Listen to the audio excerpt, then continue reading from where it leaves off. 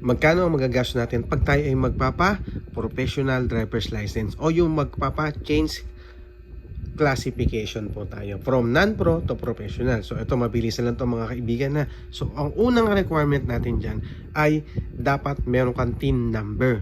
Importante po yan. So kapag meron kang TIN number, pwede ka na pumunta sa LTO at professional driver's license. Magkano yung magagastos natin? 425 pesos po para sa change classification at kailangan mo kumuha ng written exam. Yung exam po is mga 100 pesos. At kung meron ka na po niyan, kailangan mo rin kumuha po ng medical.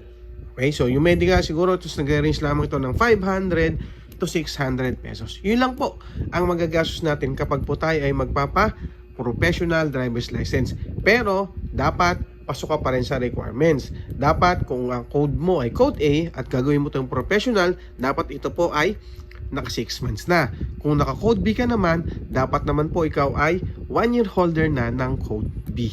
Okay? Para po maging professional driver's license. Kasi nga po, ang professional driver's license ay ginagamit po natin sa mga public transportation tulad ng motorcycle taxi, jeepney, ayan po mga kaibigan natin. Okay? So sana po nakatulong ang video na to kung paano tayo magiging professional driver's license. Salamat! Thank you!